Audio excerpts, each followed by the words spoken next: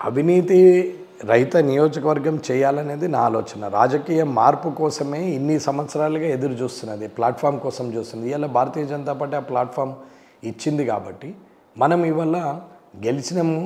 గెలవడానికి ఎన్నో కారణాలు ఉన్నాయి. 5.5 సంవత్సరాలుగా మోటివేట్ చేసినాము కరప్షన్ మీద, యాంటీ కరప్షన్ మీద, వ్యక్తులకు వ్యక్తిత్వం. కరప్షన్ మీద మాట్లాడుతున్నారు. అవినీతి అనేది ఎక్కడ బీజేపీ పార్టీలో, బీజేపీకి సంబంధించిన రాష్ట్రాలు ఎక్కడ జరగలేదా? జరిగితే ఫోకస్ చేయమని ప్రతిపక్ష పార్టీలనే కదా, ఊరుకోవాల్సిన అవసరం లేదు కదా, చేయొచ్చు. బీజేపీకి సంబంధించిన రాష్ట్ర నాయకులు ఎవరు కూడా అవినీతి చేయలేదా? నాకు తెలిసి చేయలేదు. చేసి ఉంటే వాళ్ళు అక్కడ ఉన్న ప్రతిపక్షం మాట్లాడాలి కదా, లేదా పత్రికలు మీడియానైతే బయట పెట్టాలి కదా. పెట్టాయి కదా. అవినీతి రహిత పాలన అందిస్తామని చెప్పి మోదీ గారు అని అంటున్నారు. అదే రకమైన అవినీతి రహిత పాలన అందిస్తామని చెప్పి ఇక్కడ బీజేపీ చెప్పింది. కానీ బీజేపీని ఇక్కడ నమ్మలేదు ప్రజలు. కాంగ్రెస్ పార్టీని నమ్మి కాంగ్రెస్ పార్టీని గద్దెనెక్కిచ్చారు. మరి అక్కడ బీజేపీని నమ్మినట్ట, కాంగ్రెస్ పార్టీని నమ్మినట్ట? కాదు. భారతీయ జనతా పార్టీని వ్యతిరేకించిన ఓటు కాంగ్రెస్ పరమైంది తప్ప కాంగ్రెస్కు స్వతహాగా గెలిపియాలని ఓటేసింది లేదు. ఇక్కడ అవతల భారతీయ జనతా పార్టీ కాంగ్రెస్ అనే టైంలో కాంగ్రెస్ పుంజుకుంది కాబట్టి కాంగ్రెస్ సైడ్ జనం వెళ్ళారు తప్ప కాంగ్రెస్ మీద అభిమానంతో ఓటేయలేదు. 2014లో కూడా బీఆర్ఎస్ వైపుకి అట్లాగే వెళ్ళారా? 2014లో బీఆర్ఎస్కి, అప్పుడు టీఆర్ఎస్కి 61 సీట్లే కదా వచ్చింది. ఆ రోజు తెలంగాణ వాదానికి ఎక్కువగా ప్రాధాన్యత ఇచ్చారని చెప్పని అన్నారు. అక్కడ మరి అప్పుడు కాంగ్రెస్ పార్టీ కూడా అప్పుడు ఉంది, బీజేపీ కూడా అప్పుడు 1-2 స్థానాలు గెలిచి 5 స్థానాల్లో ఉన్నారు. అవును, 5 స్థానాల్లో ఉన్నారు. అవును. వీళ్ళు ఏం చేస్తారు? వీళ్ళు మీరన్న పాయింట్ నేను అంటున్నాను. నేను కూడా అదే అంటున్నాను. వీళ్ళు ఇప్పుడు 60-61 అంటే అది బోటాబోటే వచ్చినా వాళ్ళని నమ్మిరు, జనం వేసిర్రు. ఇప్పుడు కాంగ్రెస్ నమ్మి వేసిర్రు అనేది కాదు, అప్పుడు తెలంగాణ తెచ్చిర్రు అనే ఉద్దేశం మీద వాళ్ళకి వేసారు. 2018లో ఎక్కువ వచ్చినాయి, 88 వచ్చినాయి అట్లా. కానీ ఇవాళ అప్పుడు క్యాండిడేట్ల మీద వ్యతిరేకత ఉండే, ఇప్పుడు కుటుంబం కేసీఆర్ గారి మీదనే వ్యతిరేకత ఉన్నది. అట్లా అంటే అప్పుడు కేసీఆర్ గారి మీద నమ్మకం మీద 61 సీట్లు వచ్చినాయి. ఈరోజు కేసీఆర్ గారి వ్యతిరేకం మీద 65 సీట్లు వచ్చినాయని అనుకోవాలా? అంతే కదా, న్యాచురల్గా. అంతేనా? కేసీఆర్ గారి మీద, బీఆర్ఎస్ మీద, లోకల్ ఎమ్మెల్యేల మీద ఉన్నటువంటి కసితోని ఎవరికి వేయాలనే టైంలో కాంగ్రెస్ ఆల్టర్నేట్గా అనిపించి కాంగ్రెస్ సైడ్ టర్న్ అయింది తప్ప కాంగ్రెస్ మీద అభిమానంతో ఓట్లు పడ్డాయి చాలా తక్కువ. కాన్స్టిట్యున్సీలు క్యాండిడేట్తోనో లేకపోతే అవతల క్యాండిడేట్ వీక్నెస్తోనో ఈ పరిస్థితి వచ్చింది. దాన్ని భారతీయ జనతా పార్టీ క్యాచ్ చేయలేకపోయింది. మీరు బండి సంజయ్ గారి వర్గమా లేకపోతే కిషన్ రెడ్డి గారి వర్గమా? వర్గం ఏం లేదు, నేను బీజేపీ పార్టీ లీడర్ను. వర్గాలు ఏమి లేవు. వాళ్ళు కాంగ్రెస్ బండి సంజయ్ గారి వర్గమా లేకపోతే కిషన్ రెడ్డి గారి వర్గం అనేది ఏమి లేదు. అట్లాంటి అంటే ఏ ప్రాతిపదిక మీద ఈ రోజున కామారెడ్డిలో మిమ్మల్ని ఆ రోజున సీట్ ఇచ్చారు? మీకు ప్రజల మీద ఉన్న నమ్మకము, ప్రజలతోని గెలుస్తాడనే కాన్ఫిడెన్స్ పార్టీకి ఉన్నది, వీళ్ళిద్దరిని ఓడగొట్టగలుగుతాడని ఇచ్చారు. అంటే వాళ్ళు కూడా సర్వేలు ఉంటాయి పార్టీకి, పార్టీ లెక్కలు పార్టీ చూస్తుంటది. వాళ్ళు చూసిన విజన్ బట్టి ఈయనని దీచే కన్నా ఈయనని ఇక్కడే నిలబెడితేనే గెలుస్తాడు అనే ఆలోచన కూడా ఉన్నది. పైసా కూడా ఖర్చు పెట్టదు బీజేపీ పార్టీ. అవును, కానీ గెలవాలి. ఇది కొంచెం పద్మవ్యూహం లాంటిదే కదా? అవును, పద్మవ్యూహం లాంటిదే. గెలిచి చూపెట్టినాం కదా. నేను ఇంకా డబ్బు మద్యం లేకుండా, నిజంగా ఆ మాట చెప్పగలరా? డబ్బు మద్యం లేకుండానే నేను ఈ ఎన్నికల్లో గెలిచానని 100%. ఏ దాని మీద అంటే అది ప్రమాణం చేయొచ్చు. మీరే అంతేందుకు, నేను ప్రమాణం ఎందుకు? మీరు పోయి మార్కెట్లో అడిగితే వాళ్ళే చెప్తారు కదా, అంతకన్నా ఇంకేముంది? ఏ విషయంలో కూడా మీరు బ్రైబ్ అనేది వాళ్ళ దగ్గర చూపించలేదు. మీరు చూపించకుండా మీకు విజయం అనేది ఏ రకంగా దక్కింది? అది అందరూ ఆలోచించే విషయం. అవును, బీజేపీ ఇంత నిజాయితీగా చేస్తోంది అని అనటానికి మిమ్మల్ని చూపిస్తోంది. ఈ రోజు మిమ్మల్ని చూపిస్తున్నప్పుడు అదే రకమైన రమణారెడ్డి గారు రాష్ట్రంలో ఎవరు లేరా? ఇన్ని నియోజకవర్గాలు, 119 నియోజకవర్గాల్లో బీజేపీకి ఎవరు దొరకలేదా? దొరకచ్చు. కానీ నేను అట్లా దొరకలేదు కదా. నేను ఒకటే పని చేసుకుంటూ పోయినాం కదా.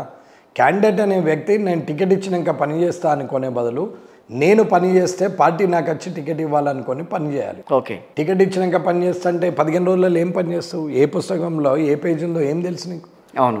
కానీ 15 రోజులలో గాలి ఉంటే గెలుస్తారు. కానీ గాలి లేని దగ్గర 15 రోజుల్లో గెలవంటే వ్యక్తిగా మీరు పని చేసి ప్రజల మనసులో ఉండి గెలవాలి. సో ఇప్పుడు మీరు వ్యక్తిగా గెలిచారా, బీజేపీ పార్టీ మీద గెలిచారా అని అనుకో? బీజేపీ పార్టీ చారాన ఉంటుంది. ఎప్పుడైనా పార్టీ ప్లాట్ఫామ్ చారాన ఉంటుంది.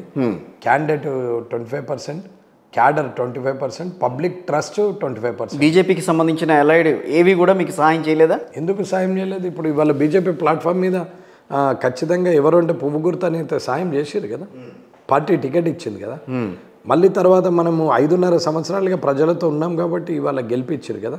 ఆర్ఎస్ఎస్ లాంటి వాళ్ళు కానీ, బజరంగ్ దళ్ లాంటి వాళ్ళు నిజామాబాద్ జిల్లాలో నిజామాబాద్ జిల్లా వ్యాప్తంగా వాళ్ళు ఎక్కువగా ఉంటారు. సో అలాంటి వాళ్ళంతా మీకు తోడుగా నీడగా నిలిచారా? అందరూ జనజాగరణ చేశారు, అన్ని సంఘాలు తిరిగాయి, అన్ని క్షేత్రాలన్నీ తిరిగారు, వాళ్ళు ప్రజల దగ్గరికి పోయారు, చెప్పారు. అట్లేం లేదు, అందరూ పనిచేశారు. ఈ సమిష్టి కృషి వల్ల జరిగినటువంటి ఒక విజయం. కానీ నేను ఒక్కని చేస్తేనే అయింది అని అనుకుంటే తప్పు. ఎక్కడా కూడా అందరూ సహాయం మీద మీరు గెలిచారు. ప్రజల నమ్మకము మీద గెలిచాము, అందరి సాయం వల్ల కాదు. ఓకే, అందరూ తిరగడము, ప్రజలకు ఏం చేస్తాం అంటే ఏంటి మీలో స్పెషాలిటీ ఏంటని అనుకుంటున్నారు? కామారెడ్డికి సంబంధించి మీరు గెలవడానికి ఇదే కారణం అని గట్టిగా ఒక్క మాట చెప్పగలరా?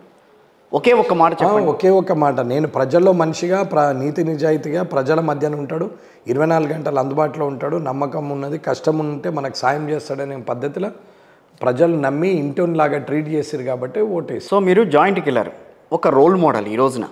ఏంటి రోల్ మోడల్? ఎందుకు? ఏ రకమైన అవినీతికి పాల్పడకుండా, ఎవరికి బ్రైబ్ అనేది ఇవ్వకుండా, ఎవరిని ప్రోత్సహించకుండా మీరు ఎన్నికల్లో గెలిచారు. సో ఇది బీజేపీ నినాదం, ఇది బీజేపీ తత్వం అని మీరు గట్టిగా చెప్పుకుని కేంద్ర నాయకత్వం మీద మీరు ముందుకు వెళ్ళగలరా ఆ విషయంలో? అందరికి తెలిసిందే కదా, ట్వీట్ చేశారు అందరూ కూడా. మోడీ గారి నుంచి మొదలు పెడితే all CMs, central minister tweet చేశారు కదా. ఆ ట్వీట్లోనే మీనింగ్ ఉంది కదా, హార్డ్ వర్క్ చేశారు, వితౌట్ లిక్కర్, వితౌట్ నోటు గెలవడం, అప్రిషియేట్ చేయడము, ప్రజలు ఇది భారతీయ జనతా పార్టీలో సాధ్యమని చెప్పి పెట్టినారు కదా. కానీ రమణారెడ్డి గారు మామూలుగా ఉన్న మాట చెప్పండి, నిజంగా ఇది సాధ్యం అవుతుందా? ఎందుకు సాధ్యం కాదు? నేనే సాక్ష్యం కదా. మీరు ఒక్కరే కనిపిస్తున్నారు నాకు, మిగతా వాళ్ళు ఎవరు కనిపిస్తారు? ఎందుకు? మిగతా వాళ్ళు కూడా మార్పు వస్తుంది. ఇవాళ ఒక కాన్స్టిట్యున్సీలో వచ్చింది 66-67 వేల మంది నమ్మిరు, ఇంకా 1,24,000 మంది నమ్మాల పోల్ అయిన దాంట్లో. ఇవాళ 67,000 మంది నమ్మిండ్రు కదా, రేపు పొద్దున్న ఇంకొక కాన్స్టిట్యున్సీ మారుతారు కదా.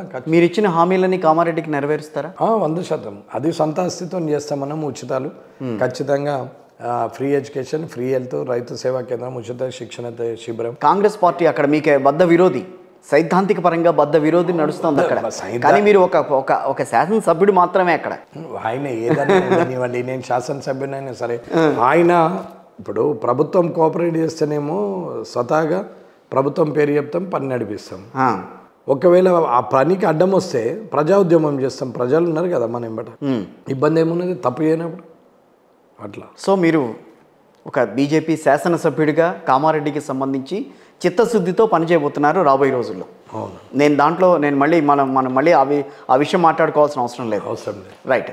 కాంగ్రెస్ పార్టీలోకి వెళ్ళాల్సిన అవసరం ఏమొచ్చింది? ఎందుకు వెళ్తాం? అవసరం ఏమన్నా? అప్పుడు వెళ్ళారు కదా వైఎస్ఆర్సీపీకి. వైఎస్ఆర్సీపీ అప్పుడు వేరు, అప్పుడు వైఎస్ఆర్సీపీలో ఉన్నాము. ఆయన తెలంగాణ ఆంధ్ర డివైడ్ అయ్యేసరికి ఆంధ్ర ఎన్నుకున్నాడు కాబట్టి తప్పని పరిస్థితిలో మళ్ళీ కాంగ్రెస్లోకి వెళ్ళాం. బీజేపీలోకి వచ్చిన తర్వాత కాంగ్రెస్ పార్టీకి సంబంధించిన మహామహులందరినీ కూడా విమర్శిస్తూ వచ్చారు. షబ్బీర్ అలీ గారిని, లేకపోతే వి హనుమంతరావు గారిని, లేకపోతే ఇంకొకళ్ళని కానీ వాళ్ళు అవినీతి పరులని చెప్పి మాట్లాడారు. అవును, నిజమే కదా. ఎందుకు అవసరం? అది కరప్షన్ కదా, కరప్షన్ చేయొద్దు అంటున్నాం కదా. కరప్షన్ ఫ్రీ జోన్గా కామారెడ్డి ఉండాలనేదే ప్రయత్నం కదా. రాజకీయ మార్పు జరగాలంటున్నామంటే ప్రభుత్వాల వైపు కొత్త ప్రభుత్వం రావాలా, పాత ఎమ్మెల్యే కొత్త ఎమ్మెల్యే కావాలని కాదు. రాజకీయ మార్పు అంటే డబ్బు మద్యం లేని అవినీతి రహిత నియోజకవర్గం ఉండాలనేది నా కాన్సెప్ట్. అదే పద్ధతిలో ఇవాళ గెలిచాం కదా. 2018 నుంచి 23 వరకు మిమ్మల్ని ఇబ్బంది పెట్టారని చెప్పి మీరు మాట్లాడుతున్నారు. ఎవరు? కాంగ్రెస్ పార్టీకి సంబంధించిన వాళ్ళు. అదంతా ఏం లేదండి, అదే మీరే మాట్లాడింది, నేనేం కాదనట్లా. 2018 కాంగ్రెస్ పార్టీ నుంచి మీరు బయటకు వచ్చిన తర్వాత కాంగ్రెస్ పార్టీలో మీకున్న పరిస్థితుల్ని మీడియా ముందు మీరు కొన్నిసార్లు వివరించుకున్నారు, చాలాసార్లు మీరు మాట్లాడారు. వాళ్ళంతా కూడా కలిసికట్టుగా నా మీద. అది 2016కు ముందు, 2016 ముందు వాళ్ళు ఎమ్మెల్సీ ఎలక్షన్ అప్పుడు ఇబ్బంది పెడితే నేను డబ్బులు పంచాలా అది ఇదంటే కుదరదు అని చెప్పినాం. అప్పుడు ఇబ్బంది అయింది, విత్డ్రా కావాల్సి వచ్చింది. కాంగ్రెస్ పార్టీ నుంచి బయటకు వచ్చారు. విత్డ్రా సైద్ధాంతిక పరంగా బీజేపీకి కాంగ్రెస్ పార్టీకి చాలా డిఫరెన్స్ ఉంది. అవును, సైద్ధాంతిక పరంగా చాలా డిఫరెన్స్. వ్యక్తిత్వానికి సిద్ధాంతికి ఏం సంబంధం, సైద్ధాంతికత్వానికి ఏం సంబంధం? వ్యక్తిత్వమే కదా. పార్టీ ఏమన్నా నువ్వు కరప్షన్ చేయని లేదా కరప్షన్ చేయొద్దని ఇట్లా ఏం రూల్స్ అండ్ రెగ్యులేషన్ పెట్టలేదు. కానీ పార్టీ ఏమంటుంది? ప్రజలకు సేవ ఏమంటుంది? ఆ సేవను నువ్వు చేస్తున్నావా, కరప్షన్ చేస్తున్నావా, కమర్షియల్ చేస్తున్నావా అనేది అది రూల్ పెట్టలేదు కదా పార్టీ. అప్పటి వరకు మీకు బాగానే నచ్చింది. ఆ తర్వాత కాంగ్రెస్ పార్టీ వాళ్ళు ఆ రకంగా ఇబ్బంది పెట్టడంతో కాంగ్రెస్ పార్టీ నచ్చలేదు, బీజేపీలోకి వచ్చి జాయిన్ అయ్యారు. లేదు, తర్వాత 2-3 ఏళ్ళు ఆగిపోయాం కదా. తర్వాత 18లో జాయిన్ అయ్యాం. అది 16లో అయింది, 2 years తర్వాత 18లో జాయిన్ అయ్యాం. ఓకే, 18లో కూడా జాయిన్ కావడానికి కారణం ఉన్నది. టీచర్ నాకు చదువు చెప్పిన సారు చెప్పుండే అన్నట్టు, మీరు ఆగిపోతే ఎట్లా, మీరు బయటకు రావాలా, అట్లా కుదరదు, నువ్వు లేరా బాబు, నువ్వు ఇట్లా 3 ఏళ్ల పాటు అసలు మీరు రాజకీయ 2018 ఏప్రిల్ 18 నాడు జాయిన్ అయ్యాను. తర్వాత నవంబర్లో ఎలక్షన్ వచ్చింది, December 7th ఎలక్షన్ అయింది, 11th రిజల్ట్ వచ్చింది. సో అప్పటిదప్పుడు గెలవలేము, 2023లో గెలవాలి అని